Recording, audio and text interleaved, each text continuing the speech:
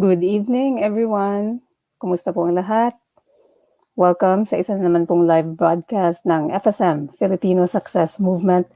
Nandito rin po tayo sa Global TV.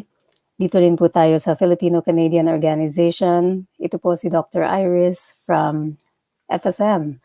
So today, ang pag-uusapan natin is all about yung ating Paano Pumayat ng Mabilis series with question and answer portion today. So feel free po to type in your questions and we'll pull up yung inyong mga comments and sasagutin natin. The past few broadcasts, kung hindi pa po ninyo napapanood, pinag-usapan natin all about how to start the journey. Kung may oras po kayo, panoorin po muna yun dahil baka yung inyong mga initial questions about the low carb and intermittent fasting lifestyle ay naandoon na. But if not, that's okay. You're here now and so you can ask your questions and I can pull up your comments and pwede po nating sagutin live. So habang inaantay ko po kayo to join me, I will just start off by sharing yung mga common questions na nakikita ko. So today again, ang pag-uusapan po natin is yun pong mga common na katanungan tungkol po sa pagsisimula ng low carb and intermittent fasting lifestyle po. Kasi dito sa channel natin, we always talk about yung leveling up po, yung leveling up in different aspects. So kasama syempre dyan yung kalusugan, health. And the way that we level up in our health is to optimize our nutrition, optimize our movement. So dito po, we also talk about exercise. Hindi lamang po yung tamang nutrition, hindi lamang yung fasting, kundi syempre yung holistic, yung pangkalahatan. So nandun din yung, syempre yung tamang exercise, nandyan din, I always tell you as well about yung tamang tulog, tamang stress reduction po. So batiin ko lang po yung mga nandito. Sabi ni Marlene, reminder set na daw. Where are you, Marlene? Saan ka na? And then andito si Miss Marge. Hello po. Good evening, Miss Marge. Dito rin si Ronaldin. Hello. Si Melvin is also here. Magandang gabi. Thank you for tagging your friends. Yeah, so simulan ko na muna sa unang question na madalas itanong tungkol sa pagpapapayat. And yun yung, ito, meron tayong, let's have a look here. Si Miss Sherilyn Igawa. Nagka-keto rash po ako, then nawawala, then bunabalik po siya, pero the same place lang po siya, bumabalik sa may dibdib. So that's a great point. Keto rash is very common. So yung pong mga hindi pa aware, mga bago lamang sa ganitong concept, bigyan ko lang kayo ng a little bit of a background. Yung low carb lifestyle, may 3 uri po yan. Ito po yung kanyang 3 uri, depende sa net gram of carb. Unang-una, makikita nyo dito is yung pinakamababa. So, pinakamababa is ketogenic. Yun po yung sinasabi kanina ni Ms. Sherilyn. And then, merong moderate, which is, so ketogenic is under 20 grams per day na net carb. Moderate is 20 to 50 grams per day na net carb. And liberal is 50 to 100 grams per day net carb. So, kung pagbabasihan natin yung sinabi niya, nandun daw siya sa pinakaunang bahagi po, so less than, so under 20 grams per day. And kapag ka kasi nandun ka sa ganung klaseng regimen, ang nangyayari dyan is you're really completely like relying on, kumbaga yung mga fatty acids, dahil napakababa na ng yung carbohydrate intake, yung katawan mo ay nakarely na ngayon sa fatty acids, ketone bodies. And so, sa unang phase, pag ikaw ay panibago pa lamang sa pagkikito, yung mga ketone bodies kasi na yan, they evaporate on the skin, Kasi they're releasing it, they go on the skin, and this is why nagkakaroon ng keto rash ang ibang tao. So usually, short-lived lamang naman po yan. And if kayo ay tuloy-tuloy sa inyo pong pagkikito, then you shouldn't be having yung itong mga recurrences nito. Dahil kapag yung parang nagre-recur siya, ibig sabihin, napuputol yung phase ng iyong pagkikito.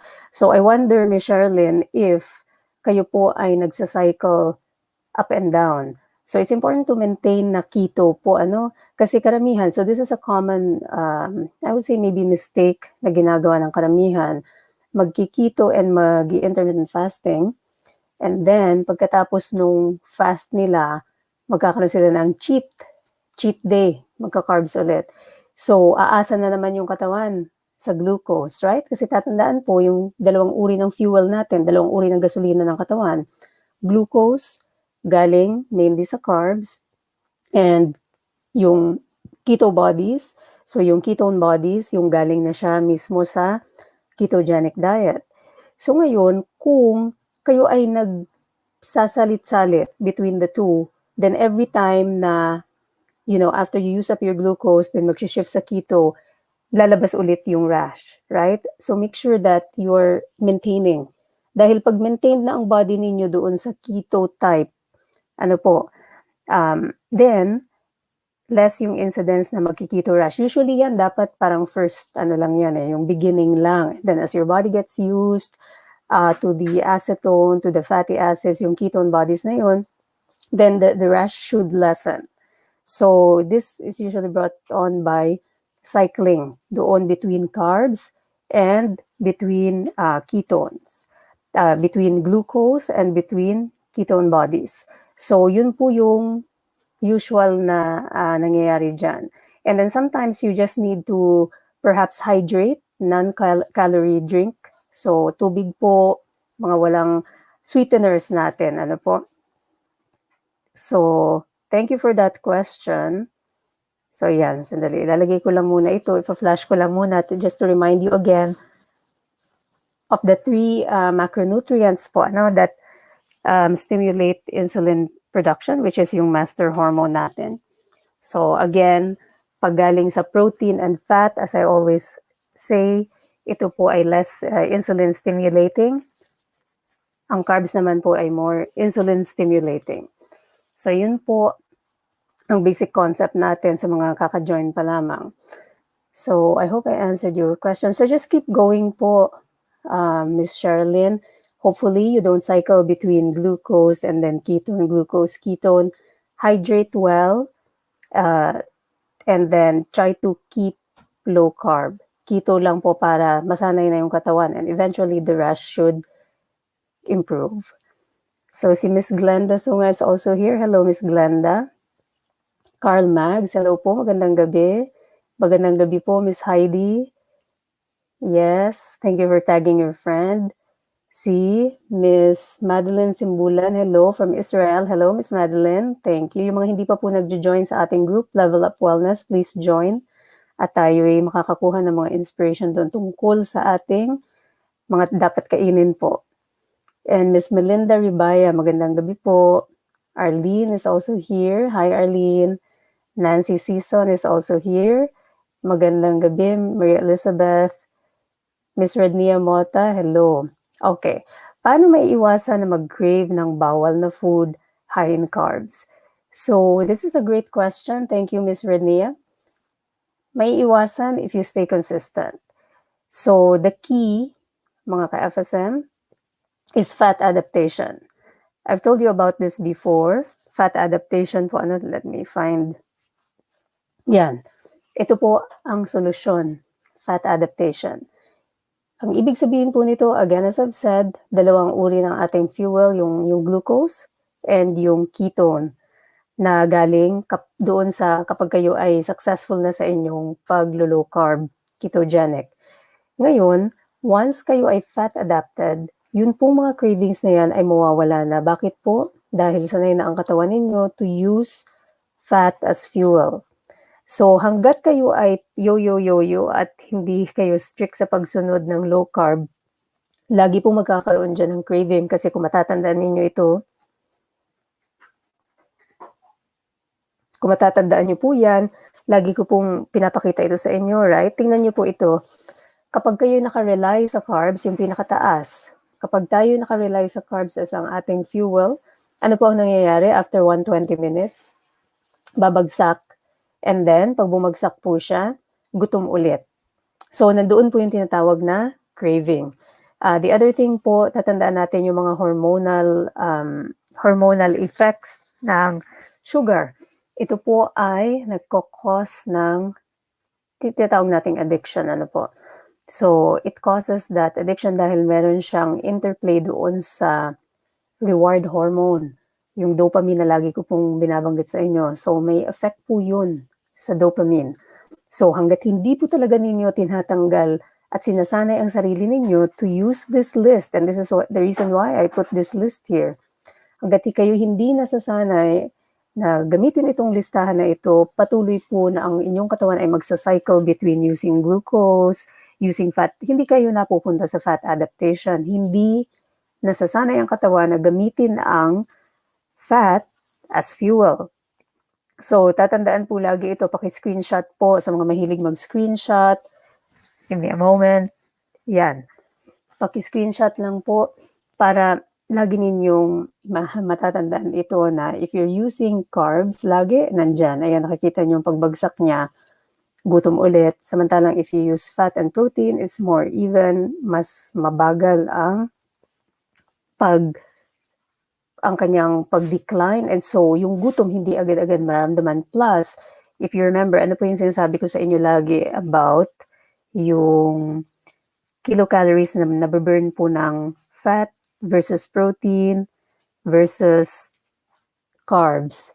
Ano po yung naalala ninyo? Maglagay nga po sa chat, ilan pong kilocalories ang bawat gram, 1 gram ng protein, ilan pong kilocalories na burn, ilan din po sa carbs, at ilan po ang fat. Sige nga po kung napanood ninyo sa aking broadcast dati.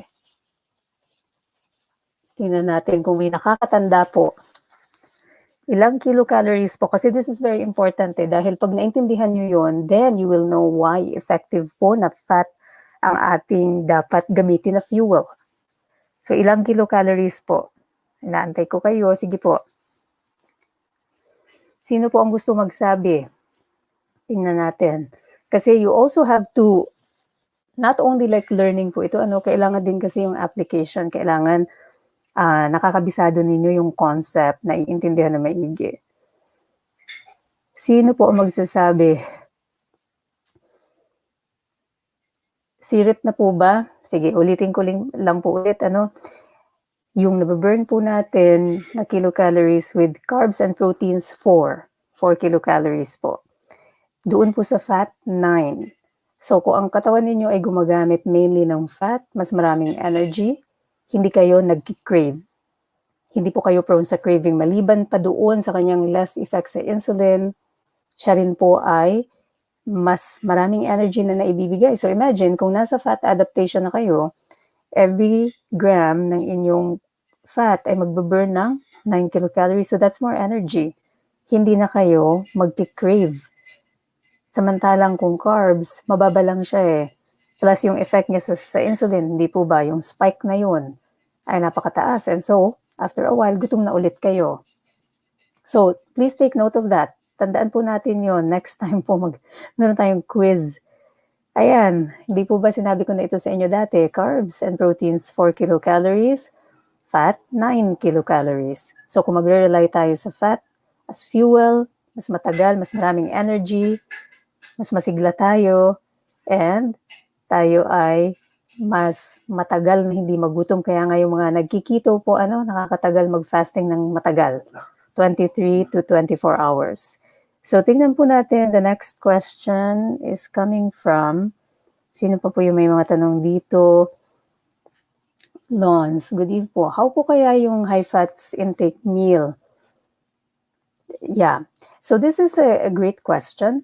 So again, this is very important to understand. It's very important to understand again metabolism. Ito po isa sa mga concept na kumbaga counterintuitive kasi nga naman, syempre, pag mataas yung cholesterol mo, iisipin mo, dapat hindi ako kakain ng fat kasi mataas yung cholesterol ko.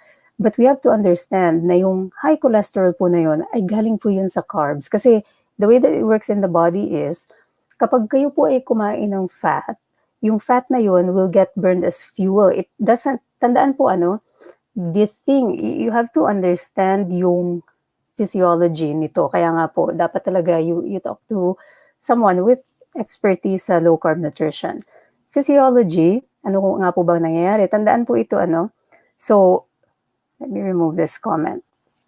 Si insulin po ang main fat hormone. Ngayon, kung siya ang nagdidikta ng fat production po. Ngayon, every time tayo kakain, ang pinakaunang action ni insulin will be utusan yung cells. Ayan, utusan niya si cells, sabi niya, okay, yung gate dyan, buksan nyo na at papasukin nyo itong glucose. Yung glucose galing yan sa yung kinakain natin carbs. Ano po? Kasi ang fat, wala namang glucose po ang fat. Right? Pag kumain ka ng fat, wala namang glucose yun. Pero pag kumain ka ng carbs, maraming glucose yun. So, ngayon, breakdown product kasi niya glucose. So, sasabihin ni insulin sa cell, buksan mo na yung gate, papasukin mo yan si glucose, gamitin mo. Kasi siya ang main fuel ng cell. Ngayon, kapag napuno na yung mga cell, ang next na pupuntahan ni glucose is atay. Sasabihin ni insulin, okay, lahat ng cells meron ng glucose, sobra-sobra na. So ngayon, anong gagawin natin kay extra glucose? Ayan, sasabihin niya, sige, diyan ka na kay liver, diyan ka na kay atay. Ngayon, pag napuno na ulit si atay, wala nang ibang pupuntahan. Siyempre kasi the liver can only make so much, right? And then the next step would be, siya ay magiging extra fat na. So yun yung tatlong ways na gagamitin na uutusan ni insulin na yung glucose na yun ay magamit. Una sa cell, pag napuno ang cell, ikalawa sa atay, pag na-saturate yung sa atay, magiging fat production na. So, ito pong mga high cholesterol ninyo, usually yan ay proseso na nangyayari from the carb. Hindi po yan ang gagaling sa fat. Kasi ang fat po is, pag kumain ka ng fat, right, that fat gets burned as fuel as it is. Hindi kasi siya yung nasusstore doon sa liver, hindi rin siya yung ginagamit ng cell, kasi glucose lang yun glucose lang ang pwede. And so, sa loob ng katawan natin, pag kumain tayo ng fat, it gets burnt. Mababurn po yun. However, pag kumain tayo ng glucose, magsistimulate siya ng insulin, ng mataas na, in a higher way, and kapag nangyari yun, then mangyayari na yung tatlong proseso na pinakita ko sa inyo. And the high cholesterol is coming from high carb diet. Hindi po yun from high fat. So, short answer sa inyong question, pwede ba kayong mag-high fat, mag-ketogenic, high fat diet, moderate protein, and low carb kung kayo ay may mataas ng cholesterol? Yes, definitely. It will actually reverse yung inyong cholesterol problems. Kasi, ano po ang nangyayari pag tayo ay nag-keto and fasting? Unang-una, itong mga nakatago nating taba, ito ay magsa-start ma-burn. Kung kayo'y consistent pinag-uusapan natin yung mga consistent na, hindi pwede yung mga hindi committed, yung mga yo-yo.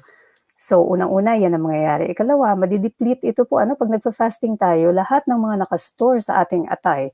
So, beyond the 18 hours. Kaya nga po, the longer the fast, the more effective it is. Of course, it varies per person.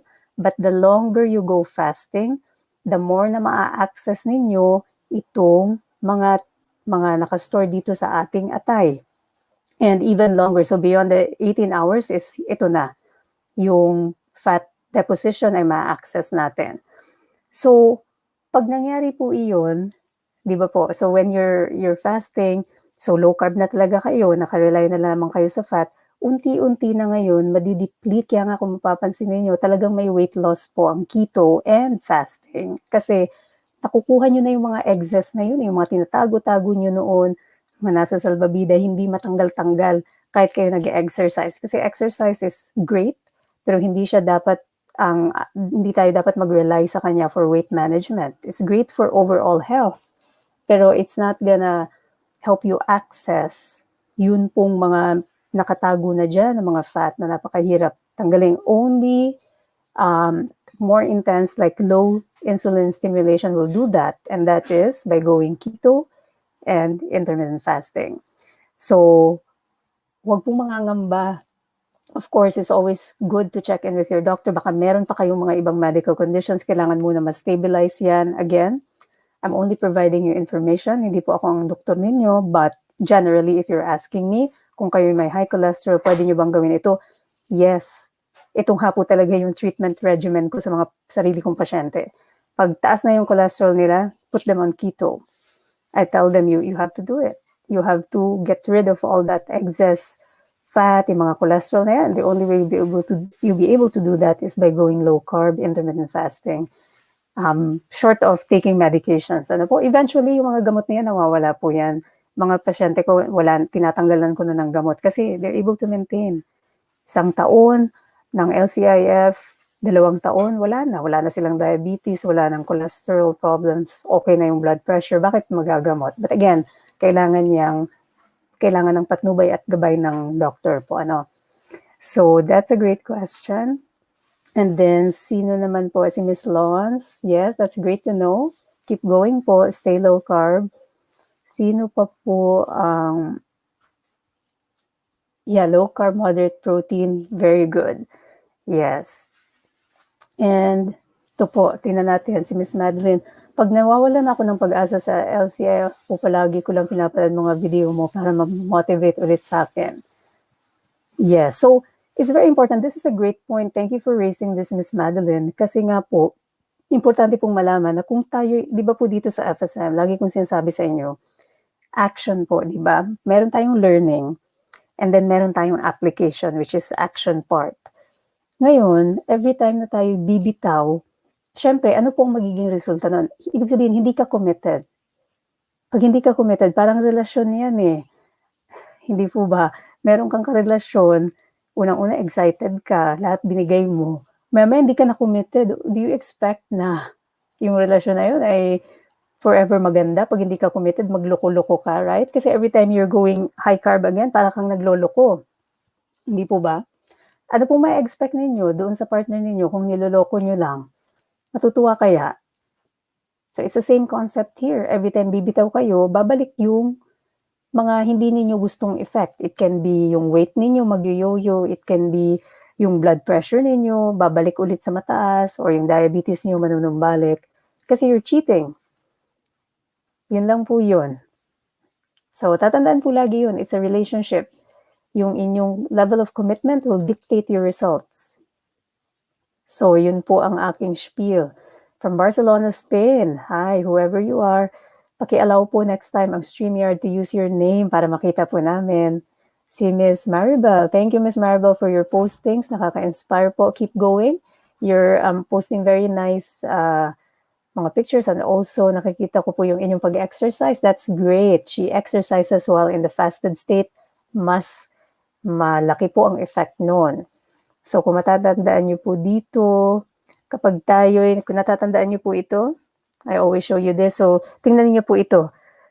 Ang mga nandito sa green, ang makakapagpababa ng ating insulin. The lower the insulin is, the more effective po ang ating fat burning. So ngayon, ano-anong mga bagay yun? So carbohydrate restriction, yan yung keto. Ikalawa is intermittent fasting. Ikatlo is exercise. And tingnan niyo yung effect ng exercise in addition to all these.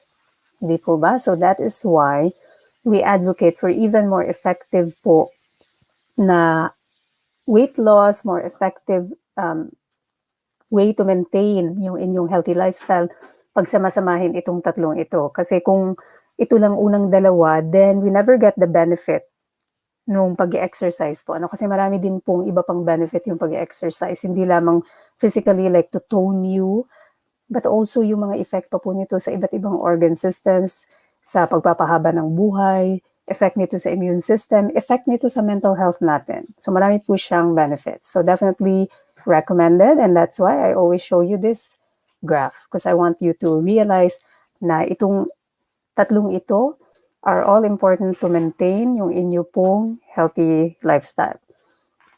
So I'm gonna maybe pull up one last question, and then join me again for the next live. So one last question here before I go. Tingnan po natin. Hello sa mga friend po natin from UAE. Hello, thank you for watching. And Nate Dax. Doc, good evening po. Minsan mag-try mag-eating fasting kaya lang nanginginig ako. Natural lang ba ito? Great question. So, Mr. or Miss Nate Dax, this is natural po kung tayo nag-a-adjust pa lang. Bakit po? Kasi if we look at this, so again, I'm gonna refer you back doon sa ating science. Ano po?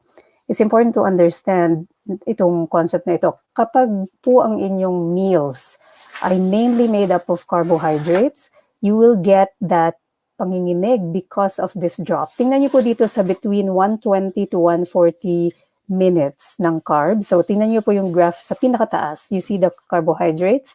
And dito sa baba, yung time, tingnan niyo po yung between 120 and 140 minutes. So, that's between 2 hours to 2 hours and 20 minutes. Biglang bagsak po. Ano? So, that pagbagsak na yan will mean na yung glucose levels po natin kasi bagsak din. So, if you're using glucose as your primary fuel, tapos bigla siyang bagsak, ano pong mangyayari? Then, nandun papasok yung mga panginginig. And that is why po, we advocate for initially, bago kayo mag-fasting, you will start with low-carb diet. So, mag-join po kayo sa aming group, download this resource. Kung hindi pa po kayo member ng aming group, pakihanap lamang po. And pakihanap lang yung link dito, ipopost ng ating mga VA, Level Up Wellness Community, join po kayo doon para magabayan kung paano gamitin ito ng tama. Dahil you have to transition first to low carb. Ano po, dahil gusto nga natin maiwasan ito po. So when you transition to low carb muna, ang mangyayari po niyan, less ang effect ng mga panginginig na yon na mga nararamdaman po ninyo. So again, it's very important to transition muna sa ating low carb lifestyle before tayo aim ng longer intermittent fasting para po maiwasan itong mga side effects na mga panginginig, yung mga kung ano-ano pa pong usual, mga sakit ng ulo, nanginginig, hindi makapag-concentrate. Lahat po yan ay from the sugar withdrawal. So pag sugar kasi nag-withdraw na, ganyan po yung effect. So I'll join you again po. And good luck po sa lahat ng mga patuloy na naglo-low carb. Sana po ay kayo po ay patuloy na sa inyong lifestyle, masustain nyo na po ito kasi marami po talaga siyang health benefits. So, I'll join you again next time. Lagay na lamang po yung mga questions niyo dito and try natin sagutin. And I'm also inviting you, 10 a.m. po sa Philippines, Saturday. So, 10 a.m. Bukas po yun sa inyo. Dito naman po sa North America, it's going to be 7 p.m. later. Meron po akong live talk. Ito naman po ay via Zoom. So you can actually interact with me. Make sure yung inyong connection is clear para po makita ko kayo. Ipopost po namin dito yung link. And paki-join po doon. Ito po ay isang public service webinar ng UP Alumni Association ng British Columbia. So, ako po ay isang board member doon. So, UP Alumni Association of British Columbia. And let's see here. Let me see if I can pull up the link for you. Pull up ko lang po yung link para sa inyo para po makita ninyo at maka-join po kayo. So, 10 a.m. Saturday. Give me a moment. I'm trying to pull up. I think I put it in the FSM page. Pakihanap din po yung doon sa FSM. Okay, give me a moment. I'll try to pull the link now. Ayan. So, ito po yung ating Zoom link. Join lang po kayo dito. So, bukas po ito, 10 a.m. Ayan. I'm gonna post it now here. Ayan. So, hopefully makita po ninyo yan. Ayan. Nandyan po yung Zoom link. Paki-join po and you can actually ask me live doon po, face-to-face. Make sure lang ang inyong connection is all good. Okay, yun lamang po mga ka-FSM. Thank you for tuning in. Sa susunod na live na lang ulit po, masasagot ang mga extra katanungan. If you haven't watched the videos, panoorin po muna. If you haven't joined the community, join kasi nandun yung mga pinaka-importanting primer videos. Okay, that's it. Bye for now.